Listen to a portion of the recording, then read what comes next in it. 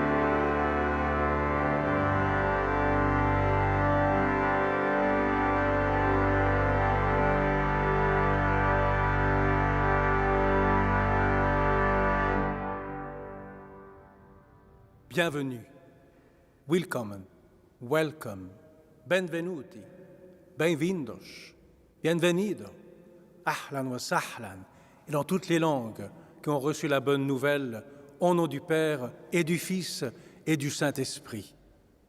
En ce jour de célébration, si vous nous rejoignez un peu par hasard, bienvenue.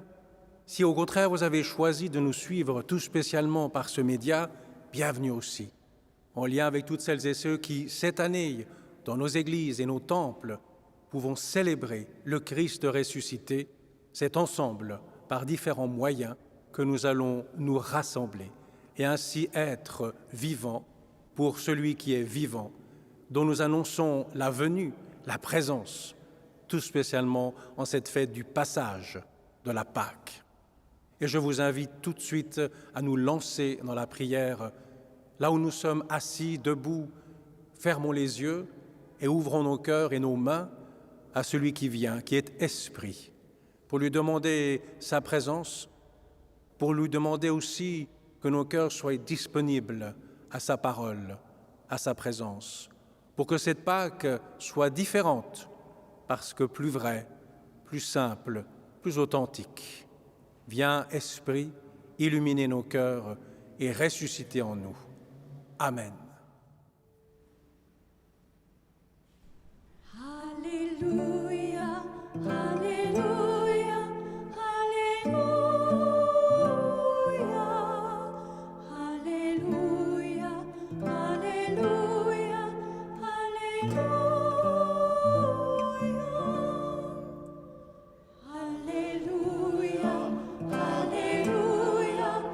Alléluia.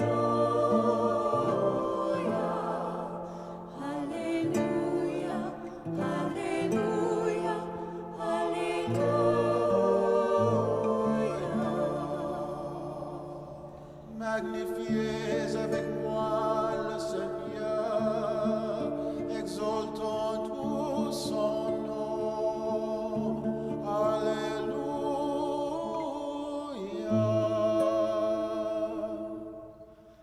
Alléluia, Alléluia, Alléluia, Alléluia, Alléluia, Alléluia.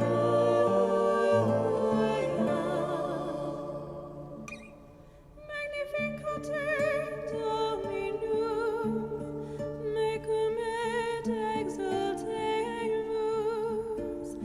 nomen eius pariter. Alléluia.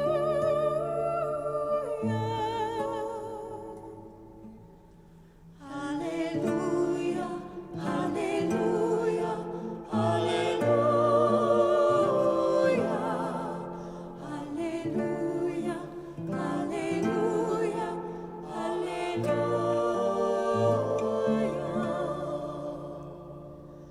Galula donaiti, unerum mashma yachda. Alléluia,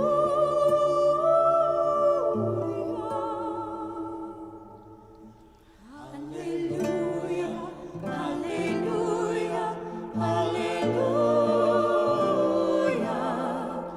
Alléluia, Alléluia, Alléluia.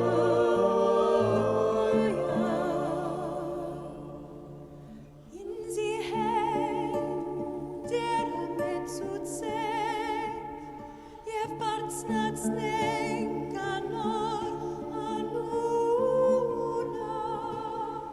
Alléluia,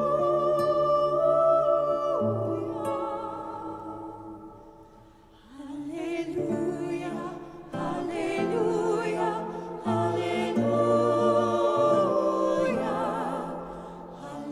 Alléluia, Alléluia, Alléluia.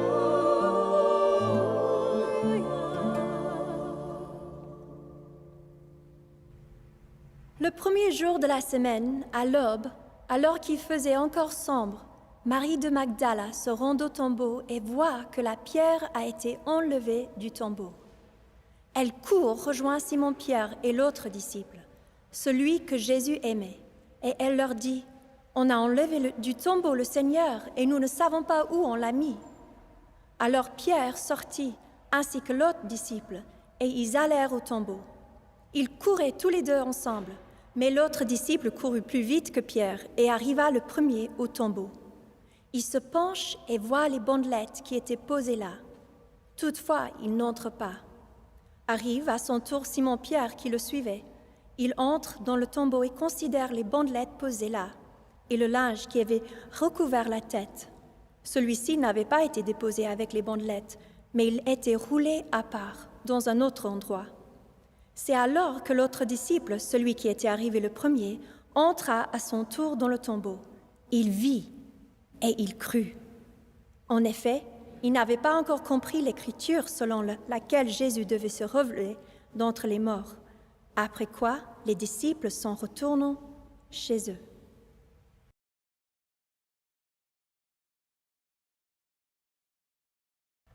Marie était restée dehors, près du tombeau, et elle pleurait. Tout en pleurant, elle se penche vers le tombeau et elle voit 2 anges, vêtus de blanc, assis à l'endroit même où le corps de Jésus avait été déposé, l'un à la tête et l'autre aux pieds. « Femme, lui dirent-ils, pourquoi pleures-tu » Elle leur répondit, « On a enlevé mon Seigneur et je ne sais où on l'a mis. » Tout en parlant, elle se retourne et elle voit Jésus qui se tenait là. Mais elle ne savait pas que c'était lui. Jésus lui dit, « Femme, pourquoi pleures-tu? Qui cherches-tu » Mais elle, croyant qu'elle avait affaire au gardien du jardin, lui dit, « Seigneur, si c'est toi qui l'as enlevé, dis-moi où tu l'as mis, et j'irai le prendre. » Jésus lui dit, « Marie. » Elle se retourna et lui dit en hébreu, « Rabouni », ce qui signifie maître. Jésus lui dit, « Ne me retiens pas, car je ne suis pas encore monté vers mon Père. Pour toi, va, trouver mes frères, et dis-leur que je monte vers mon Père, qui est votre Père, vers mon Dieu, qui est votre Dieu. » Marie de Magdala vint donc annoncer aux disciples, « J'ai vu le Seigneur, et voilà ce qu'il m'a dit. »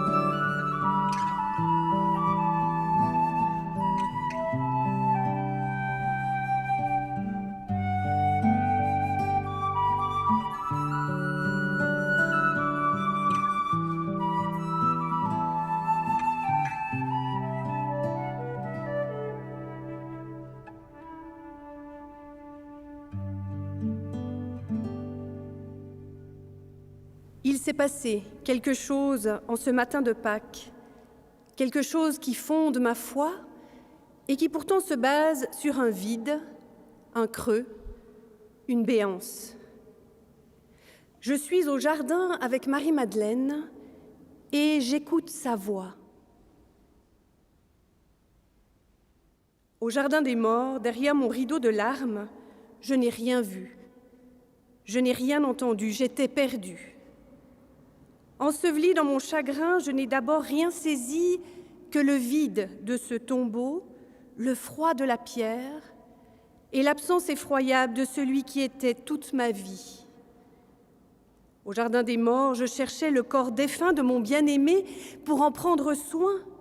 Je voulais le nettoyer, le laver, repasser sur ses blessures, les oindre avec toute ma tendresse. Lui, mon maître que j'ai suivi, que j'ai écouté, qui était toute ma vie, je l'ai vu mourir sur cette croix maudite. Le corps tordu, le visage défiguré de douleur, abandonné comme le dernier des parias. Tétanisé avec mes sœurs disciples, nous n'avons rien pu faire. Le ciel ne s'est pas déchiré, Dieu s'est tu, rien ne s'est passé. Si ce n'est des ricanements et des moqueries. Et le souffle de mon bien-aimé a cessé dans une dernière expiration.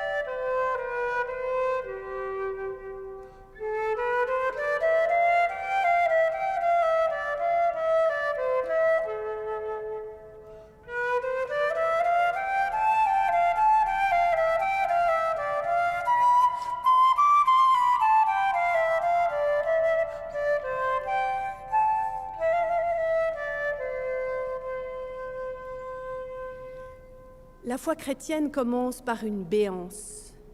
Et moi, j'aimerais bien le remplir, ce vide.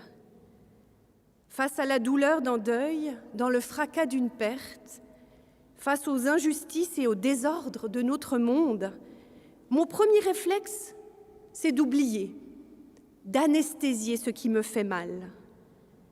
Mon premier réflexe est de vouloir combler le manque. Rester au tombeau, nourrir ma nostalgie, peut même me donner l'illusion que tout redeviendra comme avant.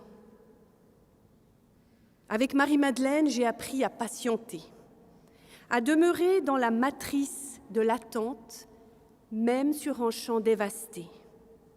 Ressasser, me plaindre, déplorer et pleurer est possible dans la foi, devant Dieu ou devant le néant. Demeurer enseveli dans un chagrin infini, ne rien comprendre, ne rien voir, est un passage qui fait partie du chemin spirituel, de mon chemin. C'est au travers de ces moments utérins et nus que se prépare et se tisse une vie nouvelle. À Pâques, je comprends qu'au cœur du christianisme, il n'y a pas le christianisme, il y a quelqu'un. Il y a une réalité nouvelle que chacun peut recevoir au plus intime, une présence inattendue et bénissante. C'est vers cette rencontre que me conduit Marie-Madeleine.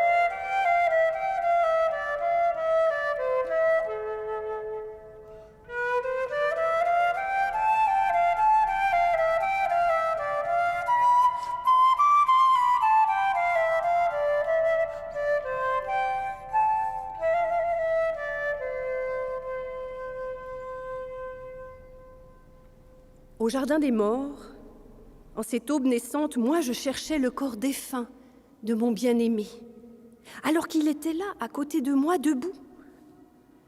Il a fallu sa voix prononçant mon prénom, Marie, pour que je me retourne et que je le voie là, dressé à côté de moi, bien vivant. Sa voix, comme une épée, a coupé ma peine. Elle a écarté le rideau de mes larmes et je l'ai reconnu. C'était lui, Rabouni, mon maître. Alors que j'avais vu un jardinier fossoyeur de cadavres, j'ai reconnu l'autre jardinier, l'ensemenceur de vie. Je voulais le toucher, l'embrasser, le prendre dans mes pauvres bras, mais lui avait une autre idée.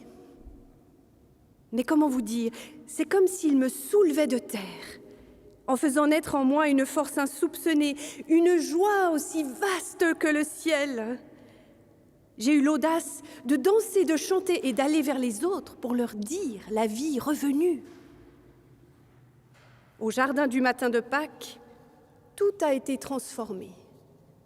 Une lumière, sa lumière est venue en moi, sa joie m'a saisie.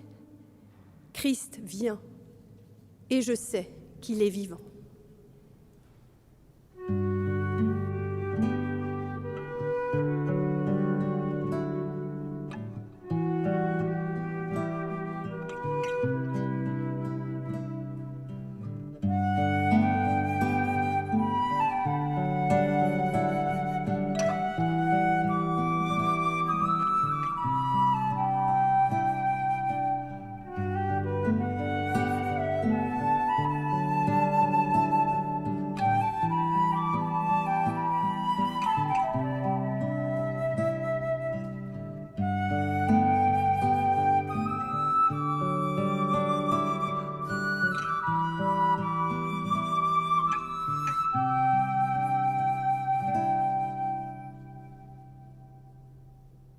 Bonjour à chacun, bonjour à chacune.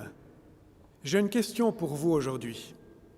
Est-ce que vous avez pu prendre le temps d'admirer les petites fleurs sur le bord des chemins ou dans les jardins? Est-ce que vous avez pu peut-être même être surpris de voir parfois les endroits où la vie jaillit, entre deux roches par exemple, où un personnage grandit? Oui, nous sommes à Pâques. C'est la vie qui jaillit, c'est la résurrection qui est là. C'est la vie qui jaillit alors que la pierre du tombeau semblait bien fermée. C'est la vie qui jaillit afin de transmettre une espérance. Oui, Jésus-Christ est ressuscité. Jésus-Christ ouvre une nouvelle voie vers Dieu. Dans ce jardin de Pâques, comme vous l'avez entendu, il s'agit bien d'un jardin où la résurrection a eu lieu. Marie de Magdala a pensé s'adresser au jardinier alors qu'elle avait quelqu'un devant elle. Ce jardin de Pâques fait écho au premier jardin du récit biblique, le jardin de la création, là où Dieu a placé l'homme et la femme aux origines. Dans ce jardin, ils avaient la vie. Ils avaient reçu le mandat de prendre soin de la création. Tout était merveilleux. Mais voilà que cette situation idyllique n'a pas duré longtemps. Désirant une indépendance, ils ont perdu la liberté, Ils ont perdu ce qui les caractérisait, la relation avec Dieu, la relation avec leurs semblables et même avec la création. Parce en choisissant l'indépendance, ils se sont éloignés et le mal est entré dans la création, dans le monde. C'est le drame de ce premier jardin. Alors la bonne nouvelle, c'est aujourd'hui celle de Pâques, où la bonne nouvelle, c'est qu'à la résurrection de Christ, c'est la réponse. La résurrection de Christ est la réponse à ce drame du premier jardin. Par la résurrection, la distance entre Dieu et l'être humain est ôtée. La séparation s'est envolée. La vie se transmet et il y a de nouveau de l'espace pour toute la force créatrice.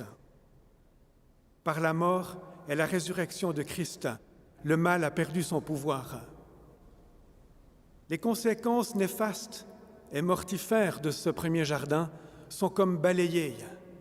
Oui, Jésus est notre jardinier. Il fait de l'ordre dans le jardin. Il balaye et il ouvre de nouveaux espaces où la lumière jaillit, où la liberté est présente. C'est donc cette promesse de Pâques incroyable que nous célébrons aujourd'hui, que nous nous rappelons. Alors, j'ai une autre question.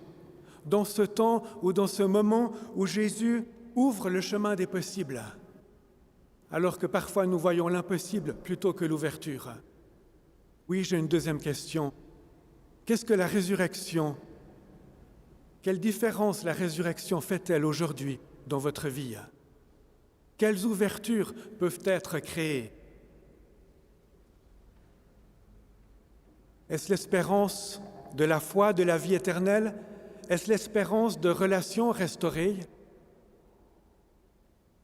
Je connais une amie qui me partageait récemment combien sa relation avec son père avait été marquée par l'absence, par la méconnaissance mutuelle, et que finalement cela avait été une source de grande douleur, d'anxiété et souvent de colère.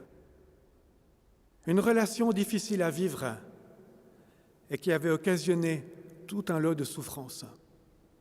Mais voilà, elle continue, elle me partage qu'alors qu'elle luttait dans sa vie adulte avec cette réalité, qu'elle était accompagnée pour chercher davantage de sérénité, un jour elle a réalisé qu'elle ne pourrait pas changer son père, mais que son cœur à elle pouvait changer. Et voilà, dans une période où, dans un moment, elle a pu faire ce changement, vivre ce changement intérieur profond, la relation à son père a été transformée. Et elle m'a dit, c'était comme une résurrection. C'est les mots qu'elle a utilisés. Elle faisait référence à la résurrection de Christ. Dans cette relation avec son père qui a été transformée, maintenant il y avait de la place pour de la proximité, non de la distance, pour de l'amour Et ainsi, cette relation s'est apaisée et a été source de joie. C'est la résurrection, réponse au drame du premier jardin, réponse aux séparations qui, malheureusement, souvent marquent nos existences.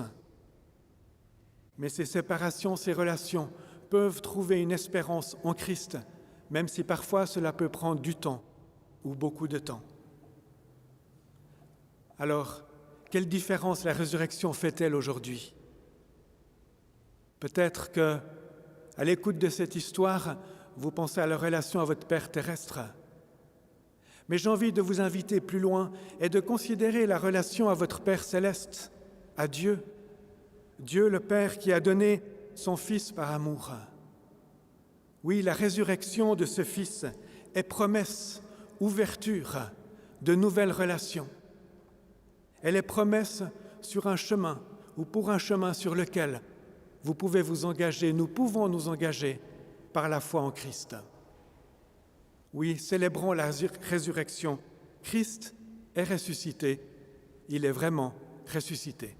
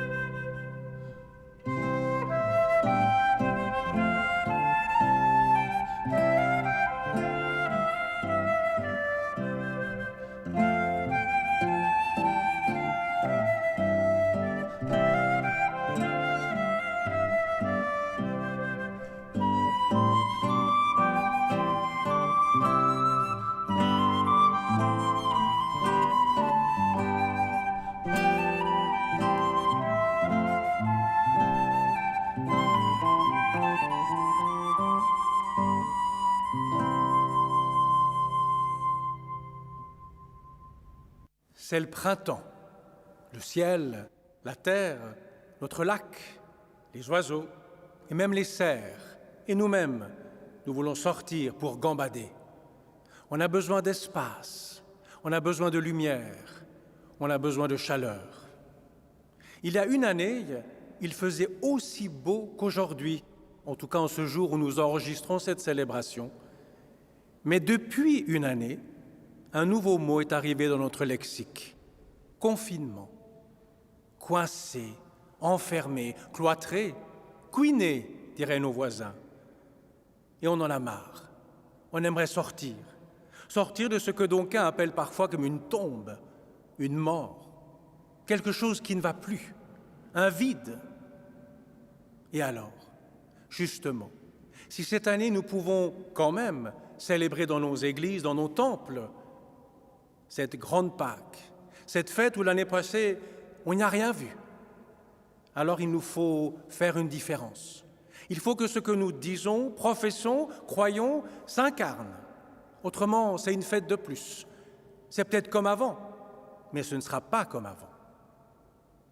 De la tombe à la vie, de la nuit à l'aube, du bas en haut. Cet homme couché sur une pierre froide parce que mort, le voilà debout, différent, et qui interpelle comme tu à toi, et non plus juste des foules.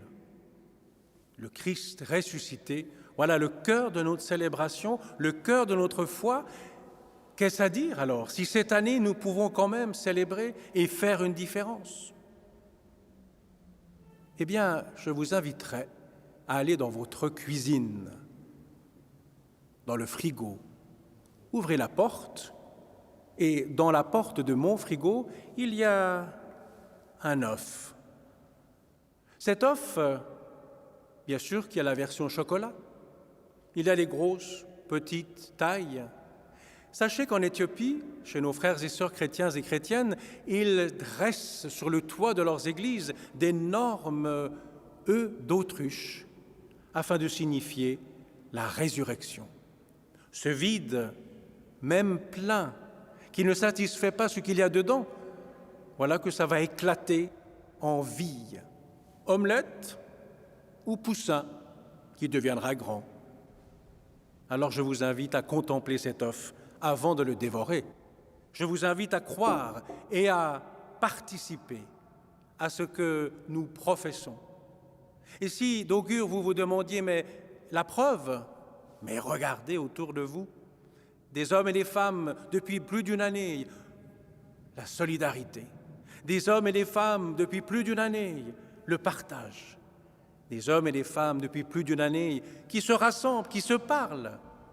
Oh, c'est anodin, mais ça change la vie de celles et ceux qui sont touchés.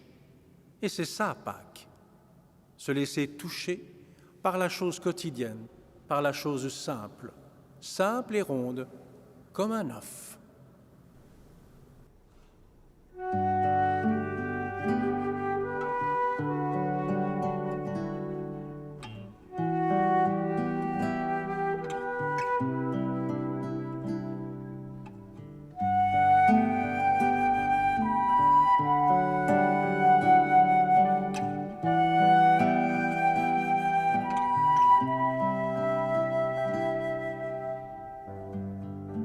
Les étoiles ont pleuré, le soleil s'est voilé, car le sauveur du monde était tombé. Son corps sur une croix, son sang versé pour moi, sur ses épaules le poids de nos péchés.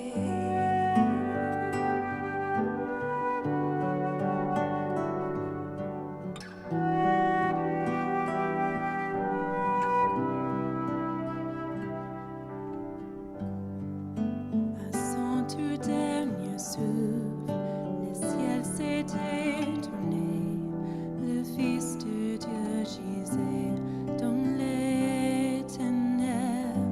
Une guerre dans le tombeau, livrée contre la mort, pour terrasser l'enfer à jamais. Alors la terre trembla, la pierre fut roulée, l'amour parfait n'a pu être vaincu. Mort, où est ton pouvoir? Le roi ressuscité a remporté la victoire. À jamais il est glorifié, à jamais il est élevé, à jamais il est suscité. Il est vivant, il est vivant. Alors la terre trembla, la pierre fut roulée, l'amour parfait n'a pu être vaincu. Mort, où est ton pouvoir? Le roi ressuscité a remporté la victoire.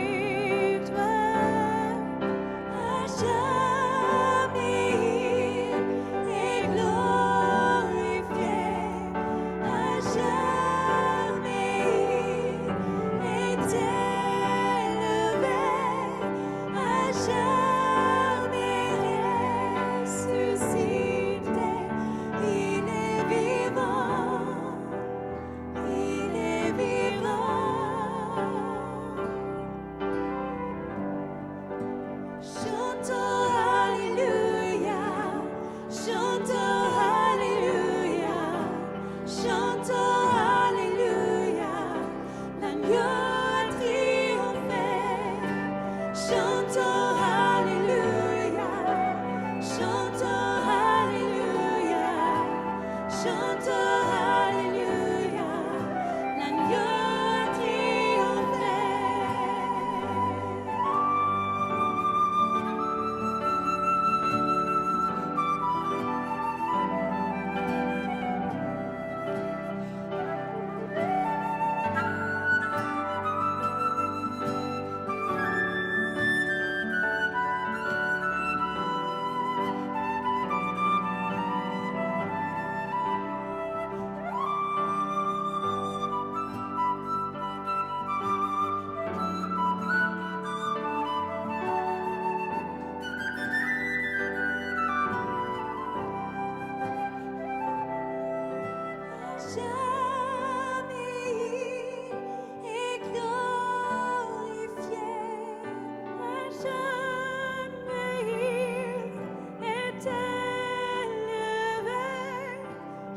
jamais ressuscité. Il est vivant. Il est vivant.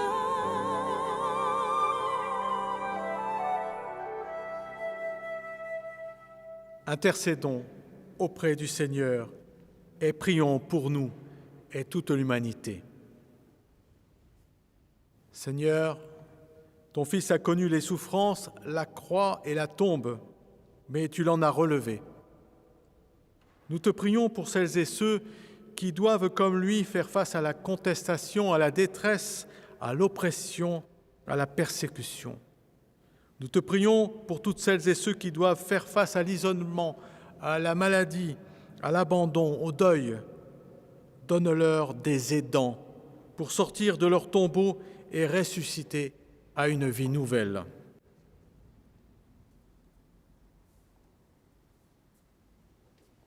Seigneur, toi qui te laisses rencontrer dans les jardins, es-tu le jardinier? Nous te prions pour la prospérité des biens et de la terre, des mers et du cosmos tout entier, pour la protection et la bénédiction du travail quotidien des femmes et des hommes, pour plus de discernement dans notre responsabilité pour l'environnement. Nous prions pour la vie. Nous prions pour toutes les nouvelles vies qui viennent et qui vont venir encore.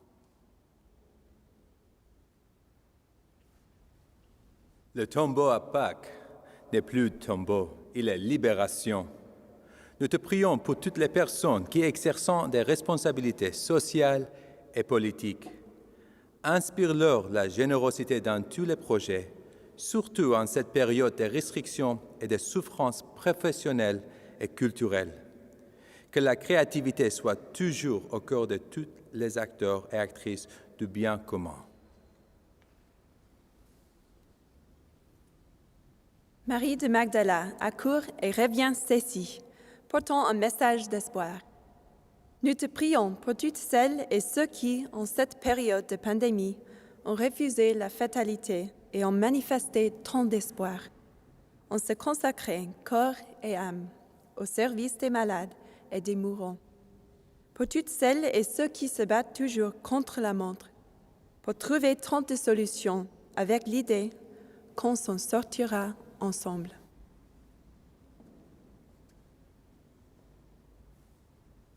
Nous t'élevons nos prières comme à un père ou à une mère à qui l'on peut se confier à travers la prière de Jésus, et nous te disons, Notre Père qui es aux cieux, que ton nom soit sanctifié, que ton règne vienne, que ta volonté soit faite sur la terre comme au ciel. Donne-nous aujourd'hui notre pain de ce jour. Pardonne-nous nos offenses, comme nous pardonnons aussi à ceux qui nous ont offensés. Et ne nous laisse pas entrer en tentation, mais délivre-nous du mal. Car c'est à toi qu'appartiennent le règne, la puissance et la gloire au siècle des siècles. Amen.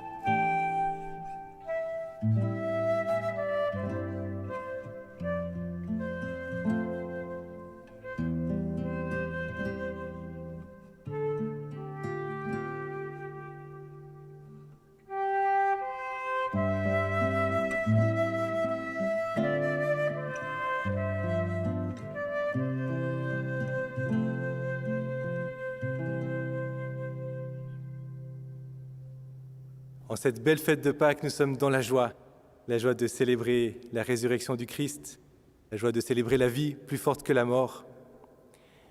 Mais nous voulons aussi avoir une pensée pour celles et ceux pour qui la vie est beaucoup plus difficile. Et nous vous proposons de penser particulièrement aux réfugiés qui sont actuellement dans notre canton. Si vous le voulez bien, vous allez pouvoir faire une offrande pour soutenir l'Agora, l'aumônerie œcuménique genevoise pour les requérants d'asile. Une équipe d'aumôniers et de bénévoles est à l'œuvre, à l'aéroport de Cointrin où sont retenus les requérants d'asile lors de leur arrivée, au foyer des Tattes où beaucoup résident, et dans différents logements où résident les requérants d'asile.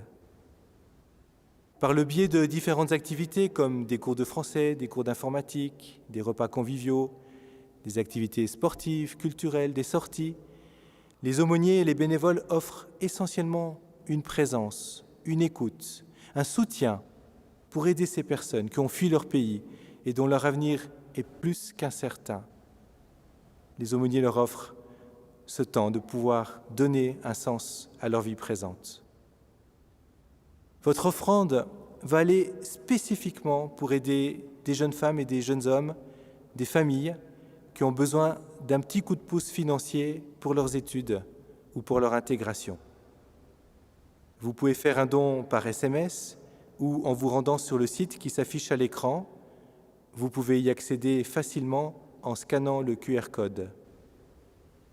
L'intégralité de votre offrande sera versée pour une aide directe. Alors, merci beaucoup pour votre soutien.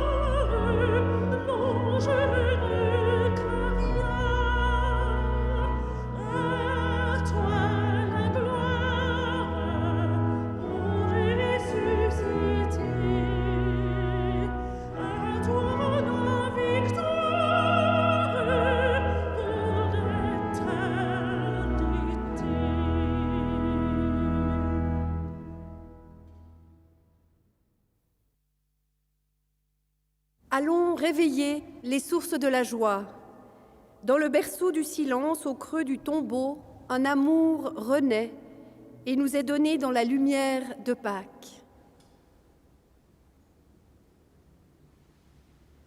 Dans la lourdeur de nos temps humains, un souffle léger et pur vient raviver nos existences pour les faire danser et chanter. Cœur de ce mystère pascal, il y a le chemin pour sortir de trop grandes souffrances. Le Christ nous appelle par notre nom. Il se réjouit de faire du neuf avec nous. Il traverse notre humanité, notre vie, et y sème des graines nouvelles. Allons réveiller les sources de la joie. Christ vient, Christ est là, il est vivant. Que Dieu vous bénisse et vous garde, lui qui est Père, Fils et Saint-Esprit. Amen.